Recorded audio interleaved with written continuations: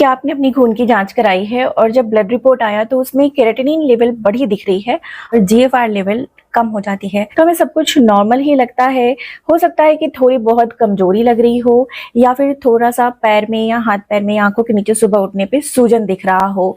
लेकिन जब हम रिपोर्ट देखते हैं तो हमारी सारी किडनी की जो हाल है उस रिपोर्ट में दिख जाती है और तब हम परेशान होते हैं। लेकिन हमें परेशान नहीं होनी है, क्योंकि हमारी नेचर जो है, हमारी प्रकृति जो है, वो हमें कुछ ऐसी सब्जियां हमें दे रखी हैं कि अगर हम इसका सही तरीके से प्रयोग करना शुरू कर देते हैं तो ये हमारी किडनी को यानी कि गुर्दे को दोबारा से साफ कर सकती हैं और दोबारा से इसे ठीक कर सकती हैं।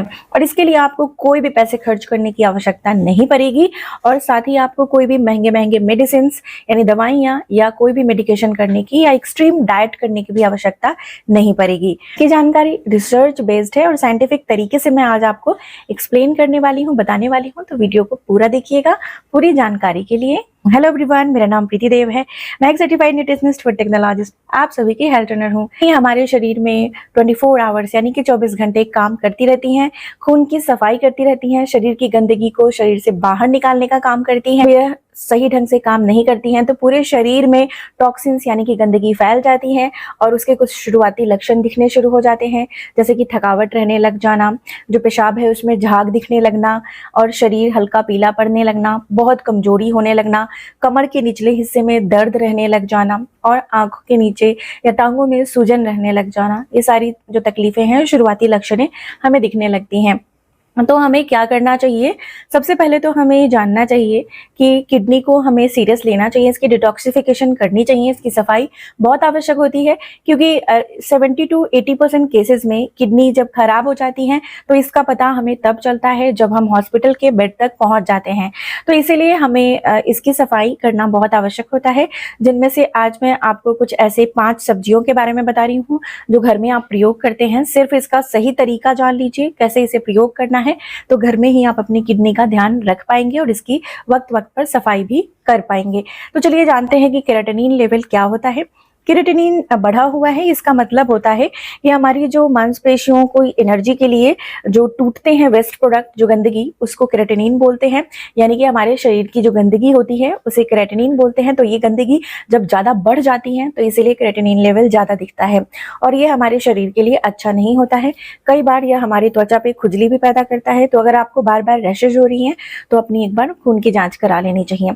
अब वहीं पर जीएफआर क्या होता है? तो जीएफआर होता है जैसे कि किडनी हमारी कितना फिल्टर कर रही है, इसकी क्षमता कितनी है, यानी कि इसकी जो कैपेसिटी है वो कितनी है, ये खून की कितनी सफाई कर रही है, कितने अच्छे से, तो ये जीएफआर बताता है। पहली सब्जी जो है वो है करेला। करेला जो होती है, जिसे हम बिटर गार्ड बोलते हैं, वो एक इंसुलिन की तरह काम करता है, जिसकी वजह से ये हमारे शरीर में चीनी नहीं बढ़ने देता है।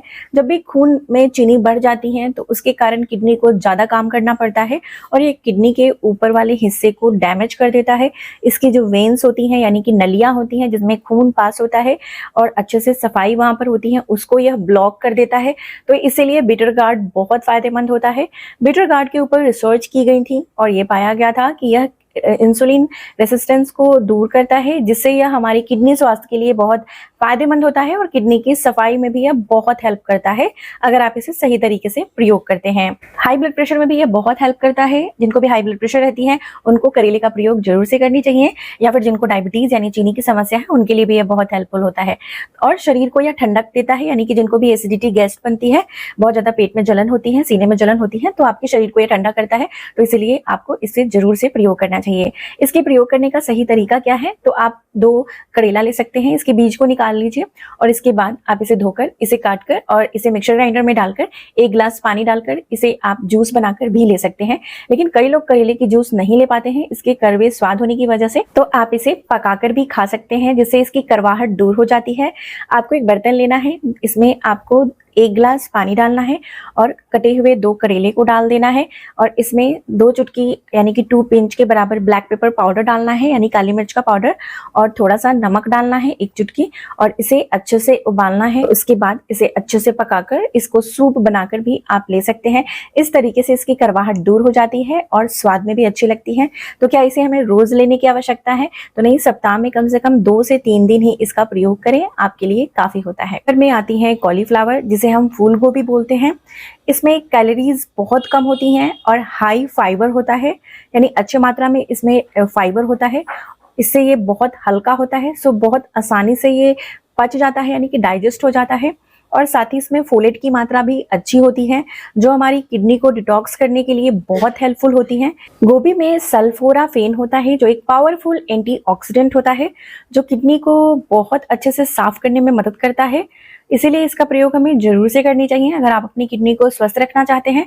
लेकिन इसके प्रयोग करने का सही तरीका क्या है, तो आइए जानते हैं। आपको क्या करना है कि जैसे एक पूरा कॉलीफ्लावर अगर छोटे साइज का है, आधा एक दिन में एक व्यक्ति के लिए प्रयोग की जा सकती है। इसे आपको छोटे छोटे भाग में तोड़कर और इस काट कर उसके बाद आप इसे अच्छे से धोकर साफ कर लेंगे। उसके बाद आपको क्या करना है कि इसे 1 गिलास पानी में डालकर इसके साथ आपको 2 कच्ची लहसुन लेनी है, यानी गार्लिक लेनी है, और एक छोटा सा टुकड़ा अदरक का लेना है, और उसे भी आप कद्दूकस करके डाल दें। और थोड़ा सा इसमें आप तेल के लिए आप एक्स्ट्रा वर्जिन कोकोनट ऑयल, यानी कि जो नारियल का तेल होता है, उसे थोड़ा सा डाल दें और हल्का सा नमक डालें, बहुत कम मात्रा में, 2 चुटकी यानी 2 पिंच के बराबर। और इसके बाद थोड़ी सी हल्दी डालकर, या हल्दी अगर आपको जॉन्डिस है तो नहीं डालना है, और उसके बाद इसे ढककर अच्छे से इसे स्टीम करें, यानी कि पका ले। जब ये अच्छे से पक जाता है तो इसकी इसी तरीके से सब्जी बनाकर खा सकते हैं, या इसे ग्राइंड करके सूप बनाकर भी आप इसे खा सकते हैं। तीसरे नंबर पर जो सब्जी आती है उसे हम बोलते हैं फिश मिंट। फिश मिंट जैसे अलग अलग नामों से अलग अलग जगहों पे जाना जाता है, और इसे कैमेलियन भी बोलते हैं, कैमेलियन प्लांट। ये मोस्टली जो नॉर्थ ईस्ट हैं, जैसे मेघालय हो गया, असम हो गया, ये सभी जगहों पे ये बहुत ज़्यादा मिलती हैं। और यह कमाल का जो है, ये पत्तियां बहुत कमाल की होती हैं इसकी, और इसका अगर प्रयोग आप करते हैं तो ये गुर्दों को, यानी किडनी को दोबारा से डिटॉक्स करने में मदद करती हैं, इन्फ्लामेशन को दूर करती हैं, क्योंकि इसमें पावरफुल फ्लैवोनॉइड्स होते हैं जो ऑक्सीडेटिव डैमेज को ठीक करते हैं और किडनी के स्वास्थ्य को बढ़ाते हैं। और किडनी में जो वेन्स, यानी कि नलियां लगी होती हैं, उनमें जो ब्लड का सर्कुलेशन होता है, यानी कि रक्त का संचार होता है, उसको अच्छा बनाने में मदद करती हैं, जिससे किडनी अच्छे ढंग से काम करने लगती हैं। और यह हमारे सूजन को भी दूर कर देता है, अगर हाथ पैर में सूजन रहने लग गया है तो उसको भी दूर करता है। हमारे शरीर में जो एक्स्ट्रा पानी है उसको बाहर निकालता है, जिससे हमारे शरीर की जो खून की टॉक्सिन्स है, यानी गंदगी है, वो बाहर निकल जाती हैं।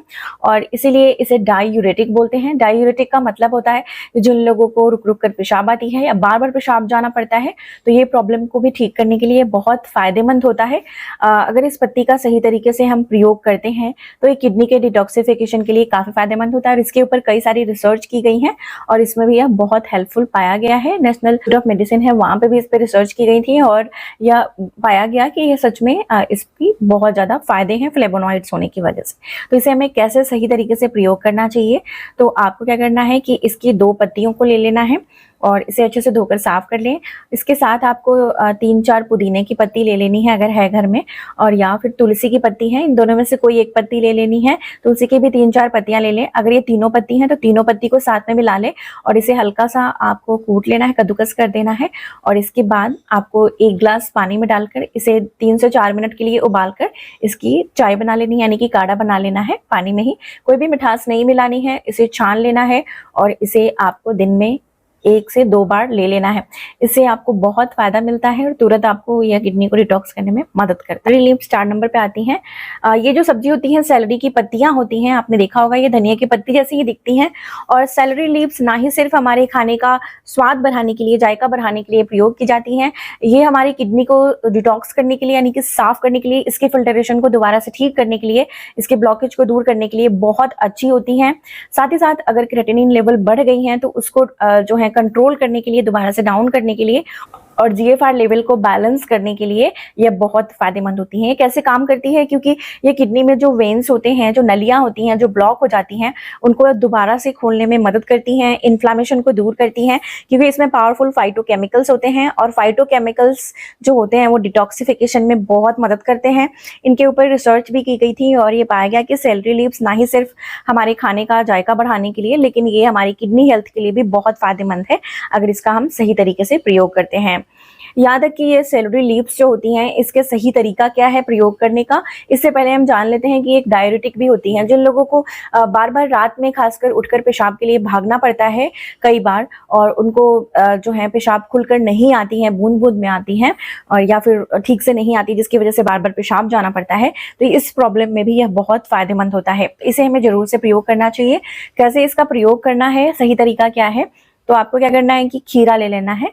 खीरा अगर है तो बहुत फायदेमंद है, खीरा भी हमारी किडनी स्वास्थ्य के लिए।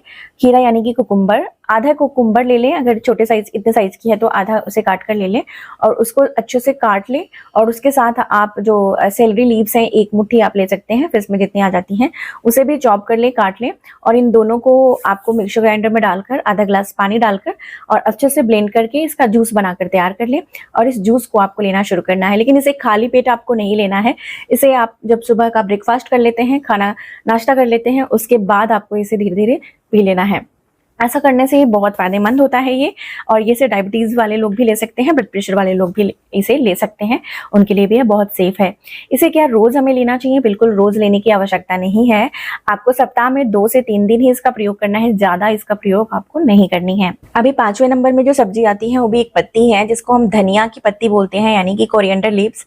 बहुत आसानी से मिल जाती हैं और हम अपने खाने का जायका बढ़ाने के लिए, स्वाद बढ़ाने के लिए इसे प्रयोग करते हैं। लेकिन ये केवल स्वाद बढ़ाने की चीज नहीं होती है, ये बहुत फायदेमंद होती हैं, हेल्पफुल होती हैं, क्योंकि इसमें मैग्नीशियम होता है, विटामिन सी होता है, बी कॉम्प्लेक्स होता है और कई सारे न्यूट्रिएंट्स, वाइटल न्यूट्रिएंट्स होते हैं। और ये एक पावरफुल फ्लैवोनॉइड्स इसमें होता है और ये हमारे ऑक्सीडेटिव स्ट्रेस को भी दूर करता है और किडनी को फिल्टर करने में, उसके फिल्टर को साफ करने में ये बहुत मदद करता है, डिटॉक्सिफिकेशन करने में बहुत मदद करता है। और साथ ही साथ ये एक डायूरेटिक भी होता है, जिससे हमारे शरीर में अगर एक्स्ट्रा पानी इकट्ठा हो जाती है, जिसकी वजह से टांगों में सूजन या शरीर के किसी भी हिस्से में सूजन रहती है या बार बार रात को पेशाब जाने की समस्या होती है, उसमें भी यह बहुत मदद करता है। इसीलिए हमें इसका सही तरीके से प्रयोग कैसे करना चाहिए, तो आपको क्या करना है कि जब भी आप कोई सैलड खाते हैं, जैसे कि खीरा खा रहे हैं, प्याज खा रहे हैं कच्चा, ये सब चीजें, तो उसके ऊपर इसे थोड़ा छिड़क लेना है और कच्ची भी इसे आप खा सकते हैं।